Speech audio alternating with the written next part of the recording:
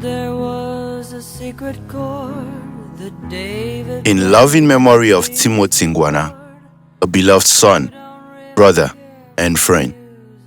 This documentary is a tribute to a life that touched us all, a life that continues to inspire and guide us. In the places that were dear to him, we begin to unravel the chapters of a life well lived. From his earliest days, surrounded by love of family, Timothy Ngwana embarked on a journey of discovery and growth. Those who knew him best remember a child full of curiosity and boundless energy, a soul who painted the world with his laughter. It's been wonderful. As it is often said, success without a successor equals to failure.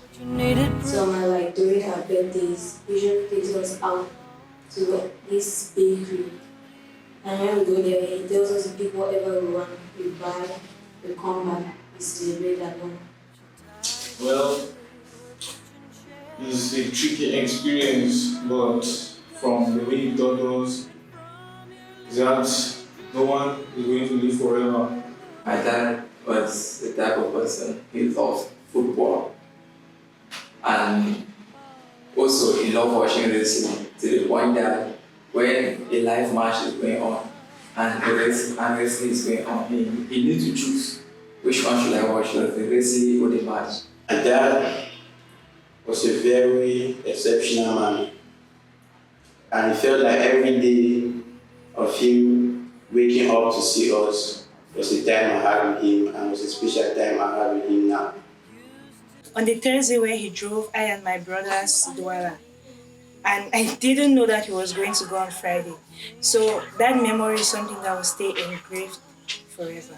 He was my King Solomon, so wise that I used to call him for guidance.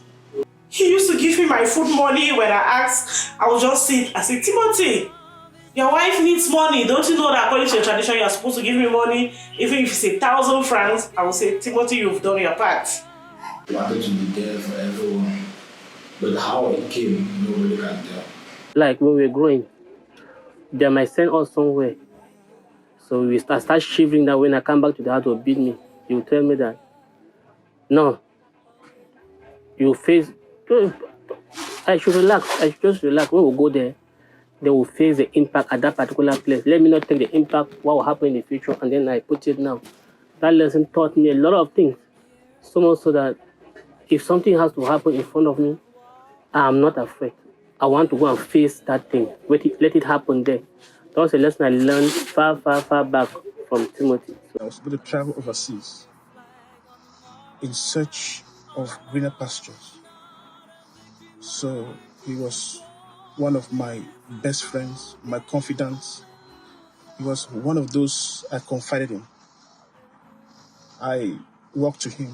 I asked for us to have a private face-to-face discussion, and I shared with him my intentions to travel abroad, and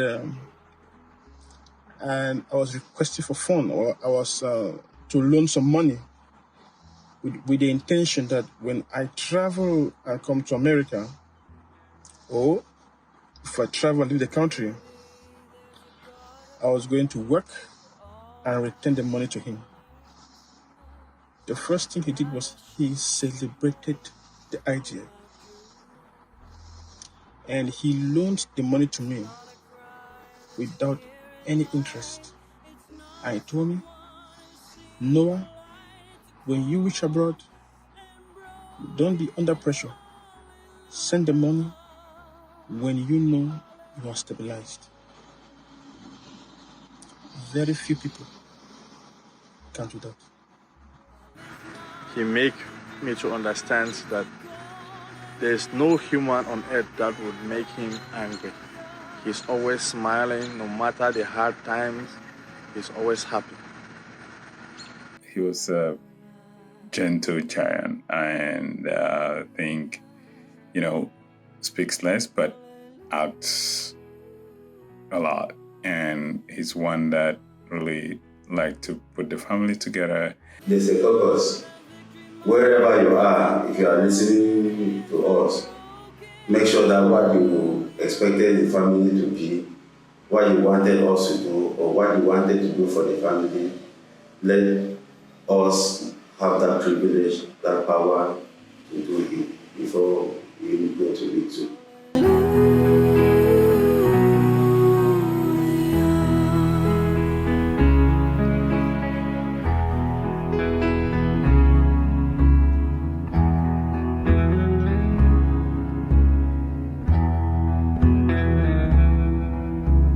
Maybe there's a God above, but all I've ever learned from love was how to shoot somebody who outdrew ya. It's not a cry that you hear at night. It's not someone who's seen the light. It's a cold and broken hallelujah. Hallelujah.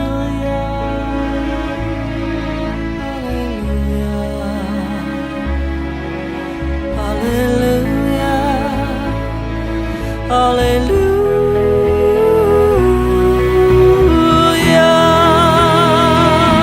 Yeah, I'm called Ernest, otherwise Ngwana Ernest. I'm the first of the family of Ngwana, otherwise Ngwana. I came first, and Timothy that we're about to talk about him, he was the fourth in the family. So virtually, he was born when I was already mature, and he grew virtually in my hands. Normally, when he was a child, he was virtually like a comedian. He was always making us laugh, especially to our father, who sometimes was a bit wild. He made things like that. Sometimes when people are doing things in the house, right from childhood, he will always bring jokes. And that's what we noted, especially I myself, noted most about him. My name is Glory Ngwana Biziro, the younger sister of Timothy Ngwana, of blessed memory, and Victor Ngwana, Christopher Ngwana, and Ernest Ngwana. I am the daughter of Anna Nabo Ngwana Negana and of Reverend Pastor Jesse Ngwana. I was his direct follower, and he was the closest among all my siblings to me. Whenever I was angry, his ears was what I used to vent my frustrations. And most importantly, he was my King Solomon, so wise that I used to call him for guidance.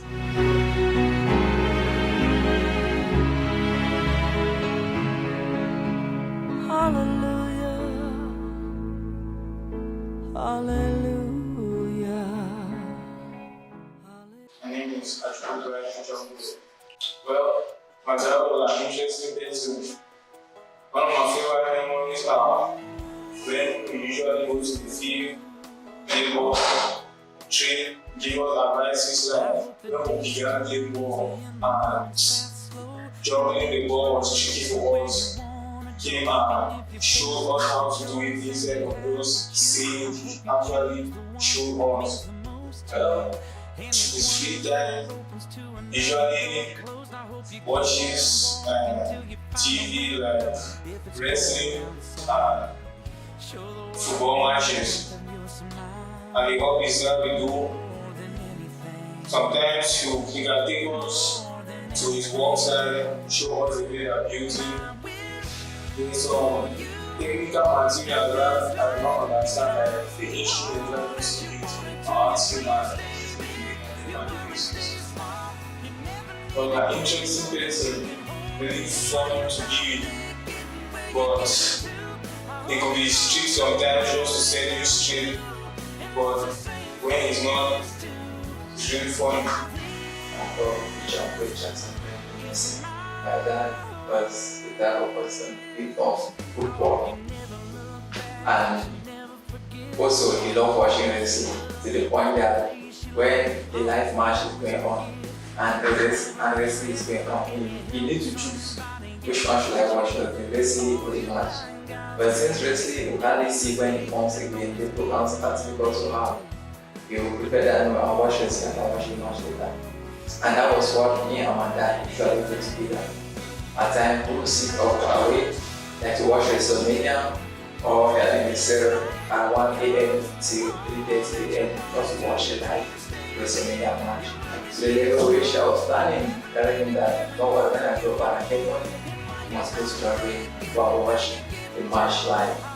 My dad was a type of person which many people knew him for many things. Some people called him president, others called him pastor, others called him like also call him daddy, but others call him manager, yeah, because he had a restaurant or so we call him manager.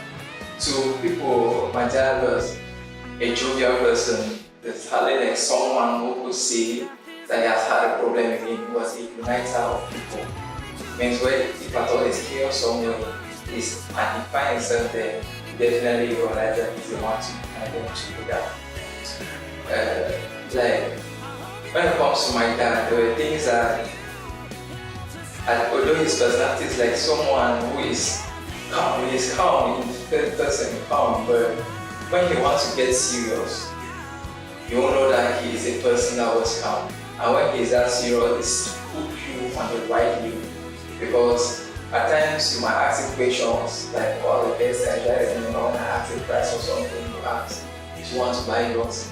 And when you finally want to tell him, for example, it's much, you can say, pardon me, just to make you laugh. And let's say he says that so that when you just give the right amount, it's just like small person. And it's Minutes activities. My dad was a very exceptional man, and it felt like every day of him waking up to see us was a time I had with him, and was a special time I had with him now. So we can say some of the fun memories I had with my dad is I always loved when we go drive. Because when we go out driving and getting back, you usually see our dad gives all the steering at a very young age, and it was surprising. I was like, who is this guy? He usually gives all the steering to drive and park just at the front door, and it was very interesting. I really loved that about my dad in college. We usually watch TV. As my older brother earlier said, I wasn't a fan of football watching. So my dad showed me, and I discovered the player Ronaldo. That made me focus more on football, player magic, and it came to build a bond between me and my dad because we love football. But I was always another fan of wrestling. Actually, I watched wrestling too for John Cena. So me and my dad were always on one page when we see him fighting for Roman Reigns. So he created a bond between us, and I really love that. So my dad was a real fan of sport, especially football. So he really loved playing football, and I speak personally as one of the person who was watching and cleaning his jersey and sport materials. So he really gets up early to run over to the field.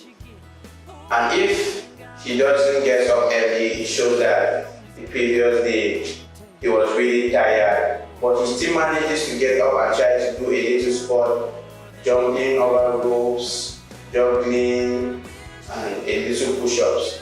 So it was really healthy about my dad, and I love that. My name is Daniel. People who know me around Timothy, they know me as Daniel.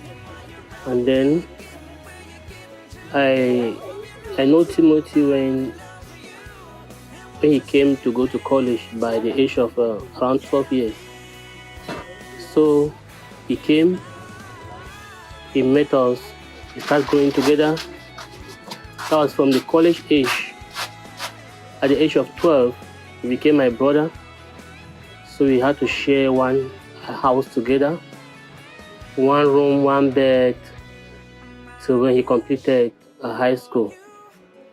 So we've been growing together all this while, up to when he passed away.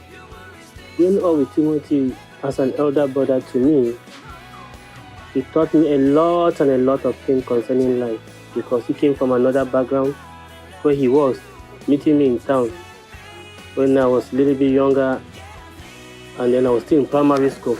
So we're sharing our bed together. He has to tell me how this life is really all about. All the fun time. I mean, like the argument in the house, going to school, teaching me how to even write my first school leaving certificate.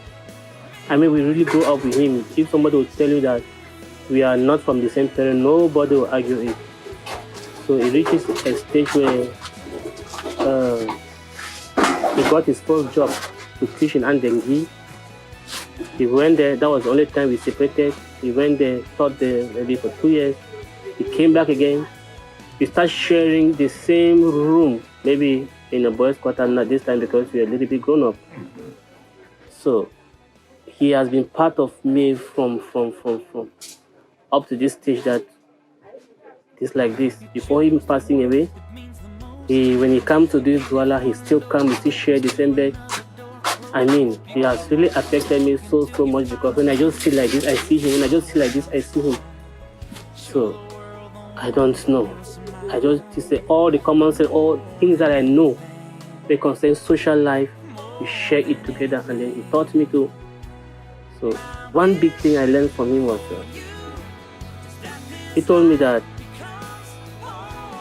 like when we're going, they might send us somewhere.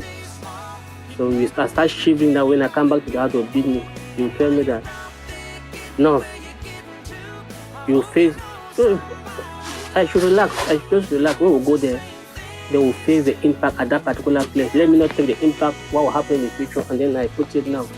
That lesson taught me a lot of things. So much so that if something has to happen in front of me, I am not afraid. I want to go and face that thing. Let it happen there. That was a lesson I learned far back from Timothy. So he's somebody who gives a lot of advice.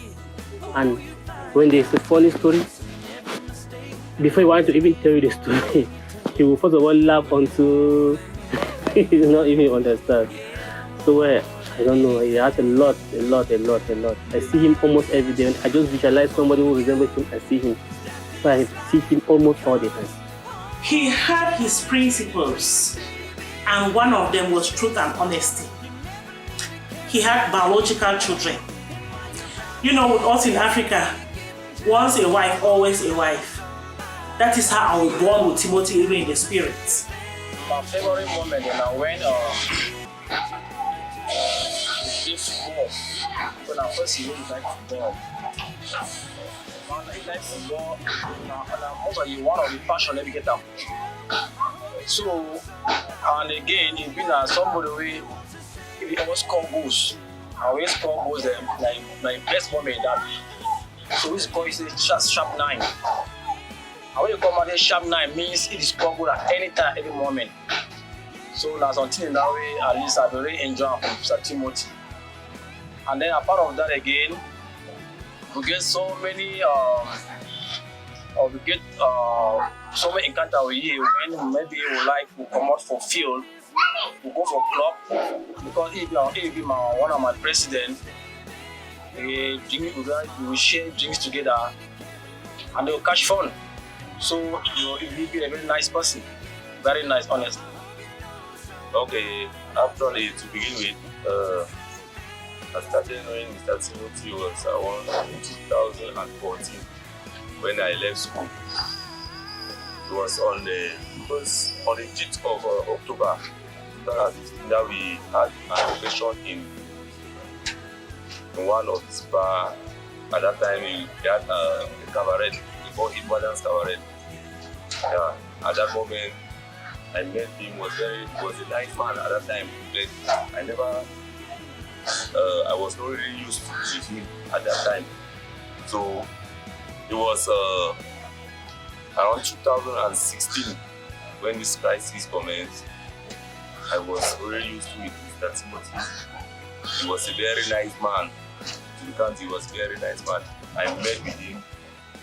He was always used to with us, and we really had intimacy when concerning sports. Yeah. So I was somebody that loved sport. We usually met together in CCC because he had a club, and they called that club that Waterside. And that club, I told him that I really love that since I'm not playing ball, my son will also be a footballer. And he encouraged me and said that no, there's no problem. And that encouragement come with a ball. He gave me a ball to give my son. So I will never forget about Mr. Timothy, not for him giving me the ball, no, whatsoever. He was a very nice man. Mr. Timothy was like a brother to me, because when I learned that Mr. Timothy was from Baligashu, it's one day that I sat behind him, just heard Mr. Timothy say, I said, hey, so you are my brother. I don't even know that you are my brother, and we have been here for this length of time. Before from there, we start interacting like the brother and we are just like brothers. We don't used to greet ourselves with, we only greet ourselves in dialect. And there are some things that when we need to talk, we only talk in dialect. So that's one of the things that I've been thinking. There is nobody that can share that memory. So I just believe that Mr. Timothy was like a really brother to me, because we used to share good times with Mr. Timothy. He's always happy. But that one I cannot forget, because he's somebody that was always happy. The phenomenon of my dear brother, may so rest in peace. It's very sad for me to sit. I cannot believe that I can be sitting here today to talk about Mr. Timothy that is no more. Because he's somebody we have a very big plans together. He's somebody, he's a brother. He's my, I don't know what I can say, I'm short of words. Because the love I cherish, the love we share together, is about 20 years. I cannot express it. He was a lovely somebody. No matter the pains he has in his mind, but he's always make sure that people will be happy, no matter his difficulties. So he's a very great loss to me that I cannot even express myself. Nitimo, as I'll always call him.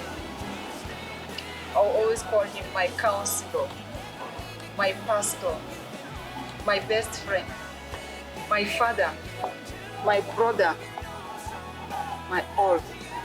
Reason being because he was just like my God on earth.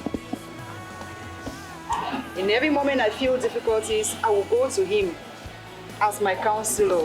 I will seek counseling from him. And definitely Mr. Timothy will say to me, whisper, my dear, I have heard your story. The only thing I can tell you now is, please be strong, for the Lord holds it all for you. He was always my prayer warrior. And every time I face challenges, every time I face some sad memories, I would just call him at any time. I say, Mr. Timothy, please pray for me. And Mr. Timothy would pray for me. It is indeed a very sad thing for me, because I was one of his closest friends. I was not just a friend to him, but I was his private secretary. Mr. Timothy made me to realize that all hopes on earth is not lost. Mr. Timothy made me to stand back on my feet through his counseling, through his prayers to me, through his fatherly love to me, and an elder brother love to me. So those are the memories that his demise to me sounds like I don't know, an unwakeable dream.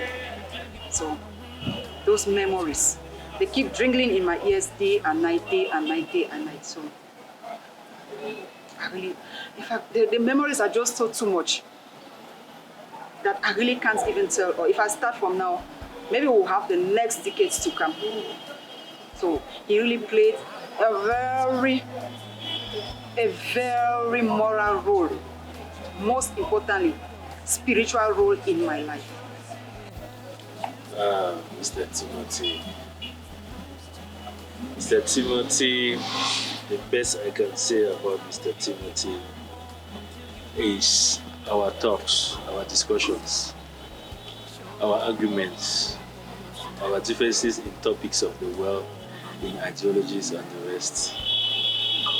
Mr. Timothy is an elder brother to me. So he taught me many things about life.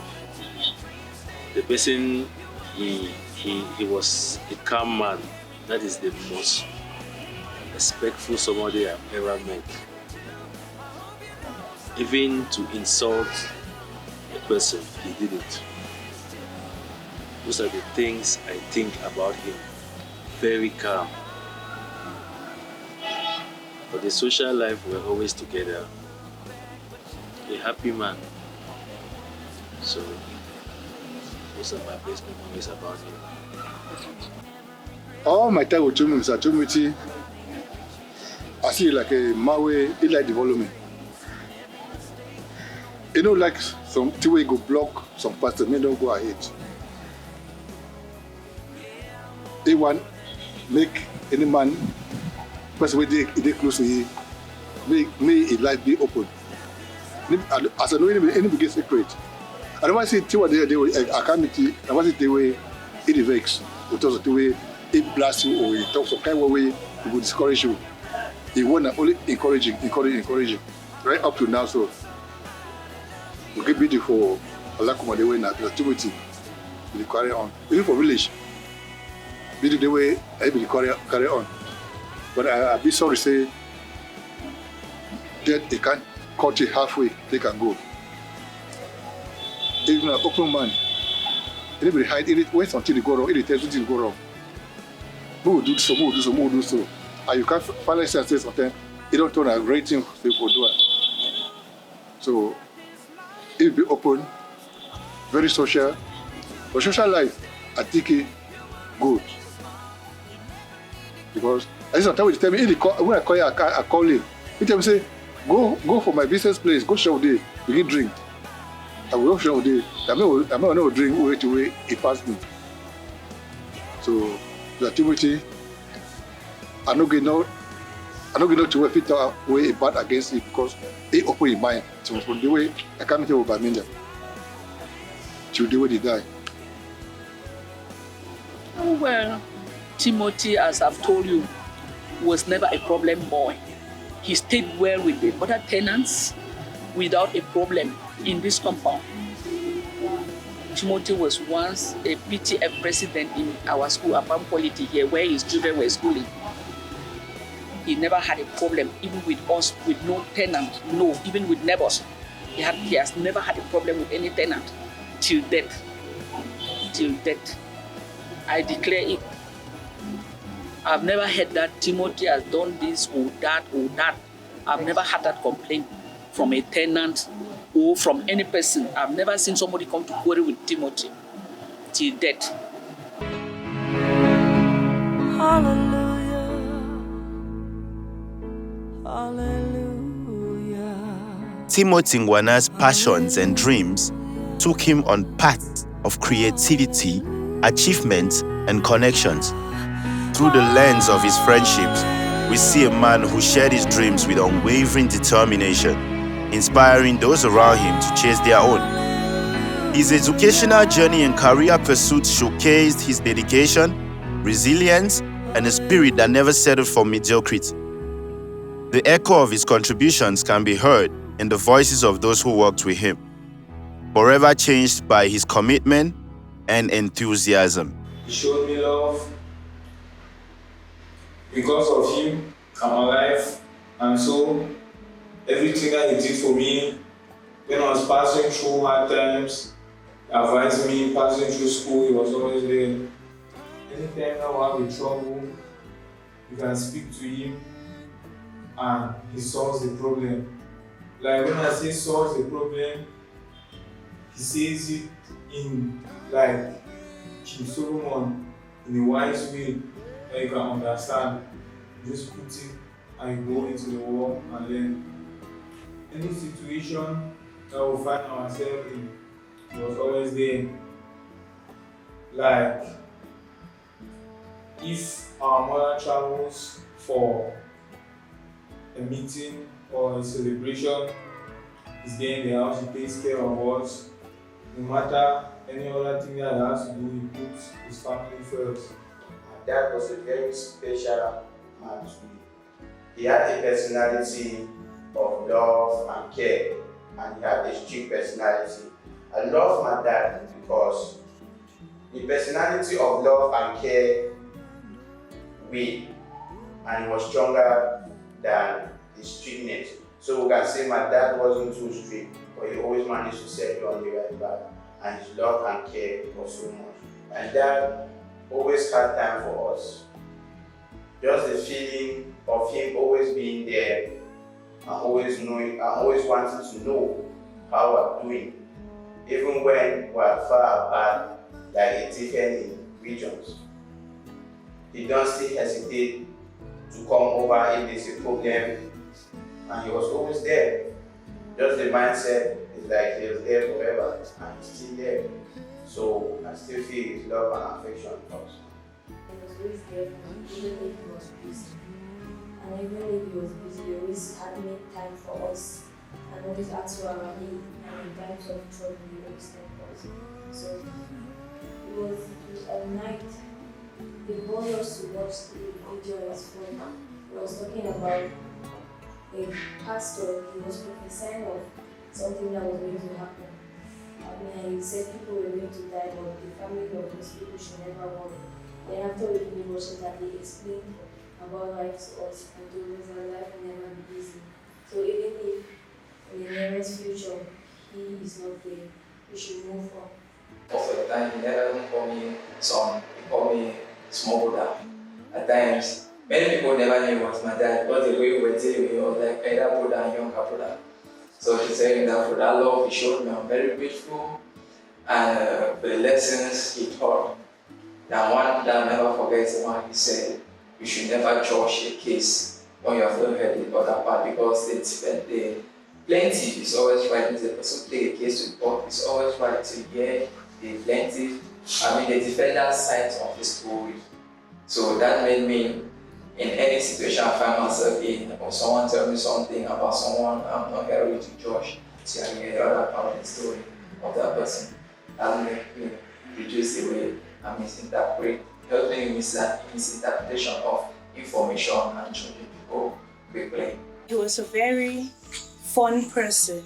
Whenever I was around him, I realized there was always laughter and fun and happiness. So whenever I feel stressed, going through those memories and remembering all the things I did with him are things that helped me a lot. His wisdom, when he speaks, gave him the title King Solomon, and his calm and peaceful way of doing things. His biblical knowledge was exceptional. He was our family reference point when we didn't understand something in the Bible, as he would always break it down for us to understand better. There was a lot I shared in common with him, especially for the fact that we're almost age mates. So I felt very comfortable being by him, and he influenced a lot of my decisions, especially when it concerns the project, the housing project. Everything. If you will see something good in you, he will always walk close to you and maybe give you that advice that can maintain that good deed you have with you. But if you should see something negative in you, he was not this person that will give you slang or maybe judge you for that very act you did.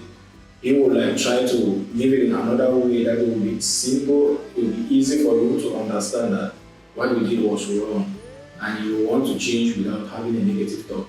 Timo, as we used to call him, he was like the public relation officer, our public relation officer in the family, and even as an errand boy. Because while he was alive, I hardly go into the village to do things, because the least things he would be the one. He was better known in the village everywhere than us. He was the one who intervened, especially concerns family matters. He was the one doing everything for us. And we really miss him for that. Then all to the fact that with his field, we were relying on him on everything extra concerning building. We were very relaxed, knowing that we were concerned to building or even our own personal building, we will be the one to do everything.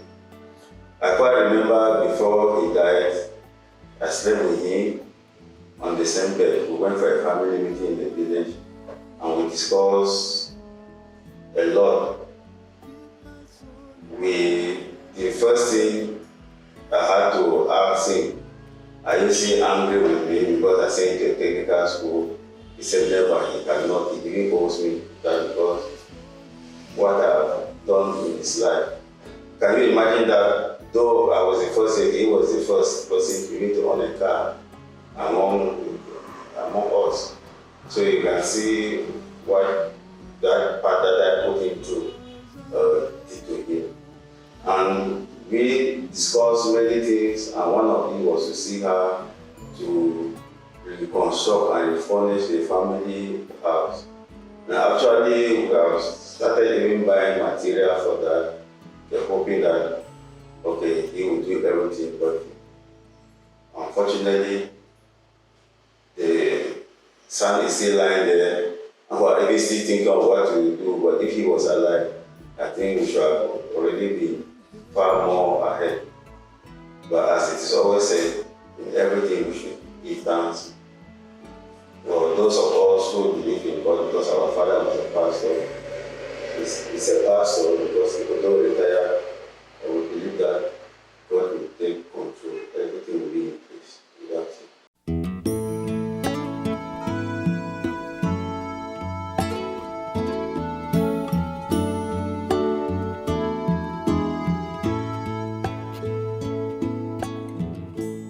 In family, Timothy Ngwana found his anchor. His presence at gatherings filled the room with joy and testaments to the bonds that hold us close. Friends became family, and together they wove a tapestry of shared experiences, proving that chosen relationships can be just as strong as blood ties. Life wasn't without its challenges, but through adversity, Timothy showed us the power of resilience and the strength of the human spirit. They say in everything, no matter how bad it is, there's a lesson to learn from it. And actually, one of the positive things that has come from his death is that we are closer than ever before. For the first time, the whole family had to meet. When I mean the whole family, that means the brother, the cousins, the nephew, the niece, had to meet. And we really discovered that we were really missing a lot, staying apart. And from the day he died up to today, at least we have hope. We have been discussing now together, talking together, looking at our problems together, and there's great improvement. I wish he was really there to enjoy it also. But as I said earlier, it's a beginning of everything, and we will do everything to remain together so that his legacy continues and is remembered. I strongly believe that when there is constant communication, conflict will be avoided. And many people will always want to see you having misunderstanding amongst you, and that's where the enemy comes in. So my prayer and my request is that, and is what I've already seen, that when we are in constant discussion, in constant communication, conflict will be avoided. And I will think that because most conflict can come from PSA, and when conflict comes from PSA and you don't take time to verify, you don't take time to communicate with the person concerned, you always conclude some part of thing. So my prayer is that when we hear something about somebody, about any person, we should learn to ask questions. And based on the answer given, then we can get our conclusion. And with that, I hope conflict will be avoided. And secondly, if we have common projects, if we have projects together, maybe we always need to be together, and unity and love will be among us, because there's something, a project that we are doing. I used to believe that there is time to do certain things. I used to forecast that, oh, there will be a time. Why let me do this because I will be able. I discovered that time as is passing, or it's also passing, that I did not do it because I thought things would be easier. So I would advise any person that when you are growing up, you should learn not to push away things. You should learn to do it until it is above you. Because when you start, I bet you either somebody will come in to help, or God will show you the way. That's my advice I can give to any young person. That make here, as I always say, when there's sunshine. I am in keeping of the letter he wrote and signed, which contains some information about his life, and most importantly, his divine calling to be a pastor. He gave me to keep as an evidence in future that he heard from God to be a pastor. He started his pastoral activity, but along the line, he stopped. And this has been the concern to me till his sudden death. In several occasions, when we discussed about the toxic environment he found himself, I always told him there were distractions to his divine calling, and pleaded that he should step back and read the write-up he gave me to keep, as I always took a picture and sent to him via his WhatsApp. I gave him evidence of how I have fought my own distractions of life, for the devil knows how to steal someone's destiny if we are not vigilant. He kept on promising me in his ever soft way or gentle way, as he said, I will see. It hurts that his I will see never bore fruit. When he died, I took that write-up and read many times, and the first thing that popped in my mind was his procrastination to get back to his divine calling, because I felt that if he did, he would have fought that devil that snatched life from him within a minute. At that moment, the mystery surrounding his death meant that the baton has been handed to me. And the first thing I needed not to do was to procrastinate, because death can come at any moment and at anywhere. This prompted me to start thinking about his legacy. And the big question was, what was I to do to build his legacy? It then occurred to me that my brother was a writer. And I know in addition to the 3 books he had already written, more was to come. And one was to talk about marriage and relationship. For relationship can either make you or destroy you. And I am of the opinion, and in confirmation of the way that he stopped his pastoral activities, that his own derailed him from his mission on earth.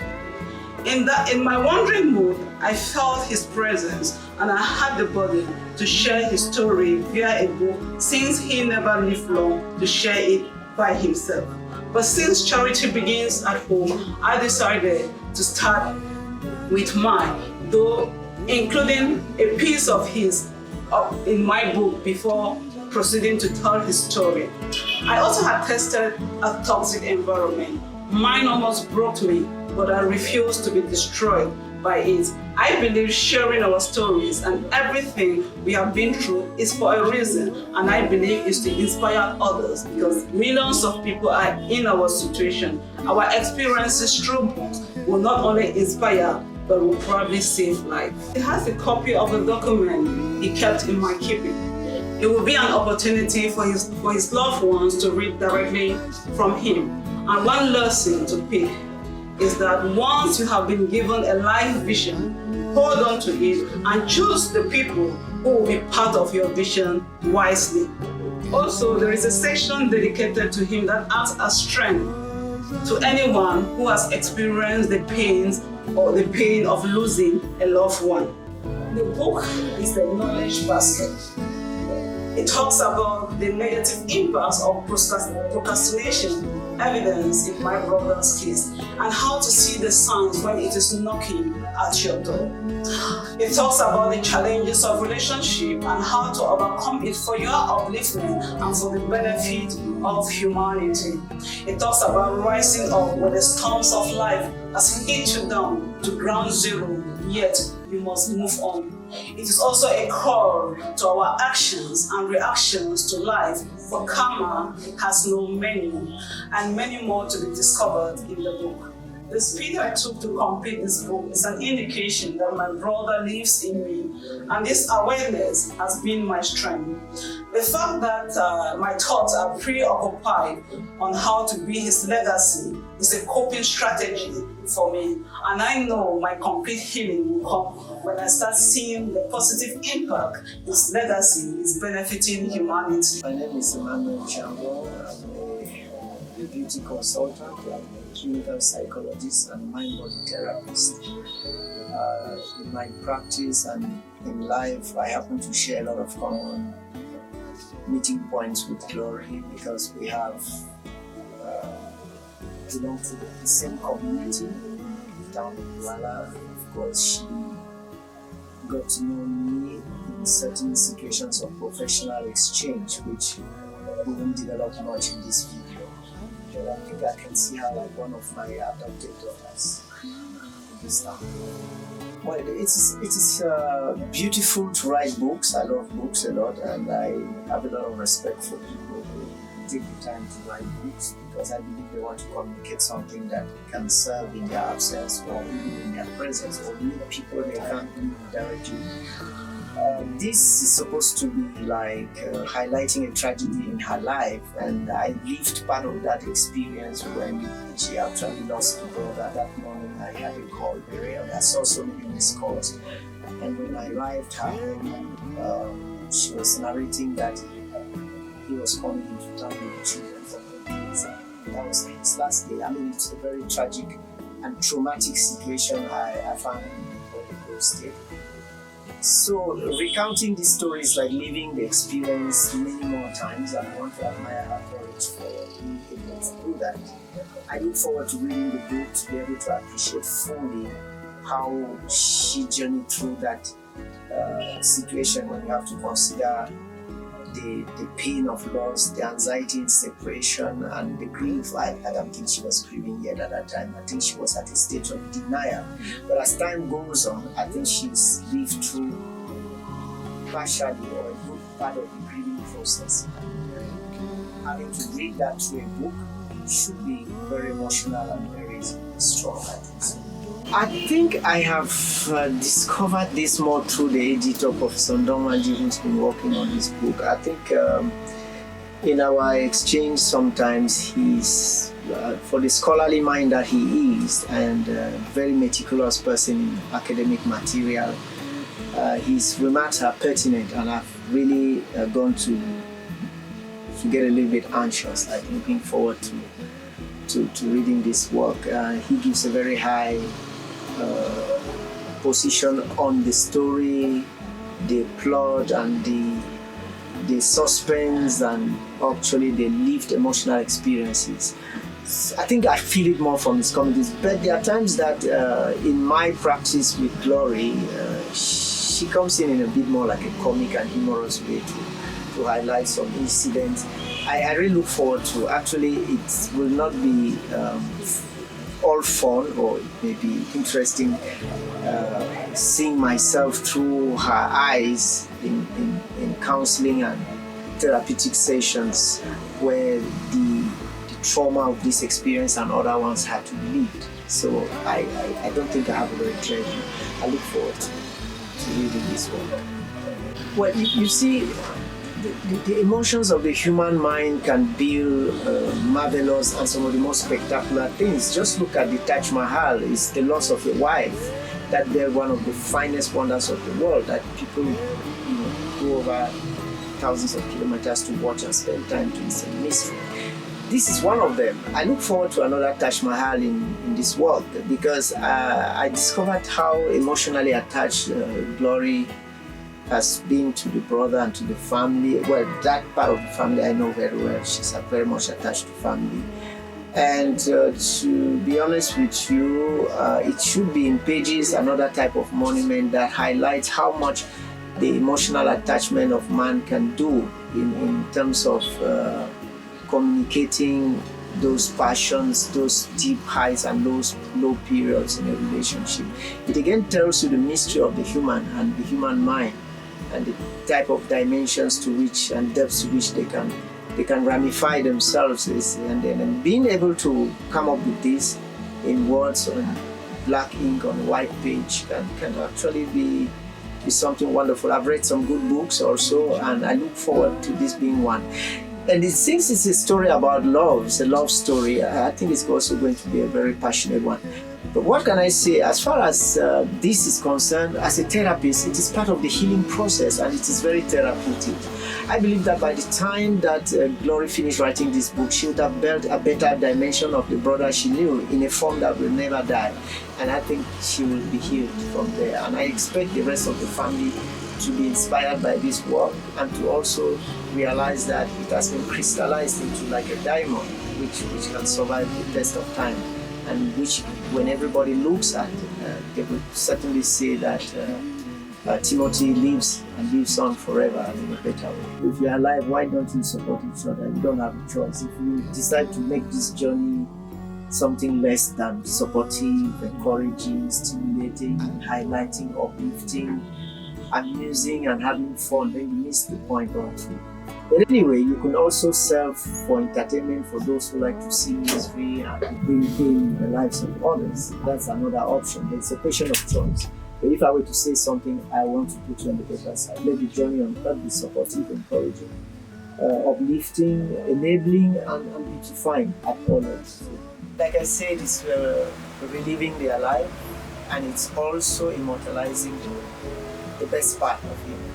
And also, realizing that we have value is also credit to Glory herself. She's built her life in that book as well. She sold a part of her dynamic, authenticity, depth through that book. Maybe I look forward to greater values in her life and in her relationship with people, in her own dreams coming through that work, revealing some greatness, a lot of greatness that she has in herself. So it is certainly a constructive process at all levels, uplifting the human. I think Glory is a very passionate person, even if her energy has not been canalized, and put into the building process that will offer this world some of its best results of the human existence. I think that she needs to just keep on walking in this direction where she's using the pain in her life to beautify the world or to do constructive things. I think that it is a process that has started going on. She's a very energy-full, packed person with a lot of emotional commitment and drive in what she does. I also look forward to her uplifting her own self, enjoying her process, not just serving the others. Memories like fragments of light remind us of the laughter, the wisdom, and the love he brought into our lives.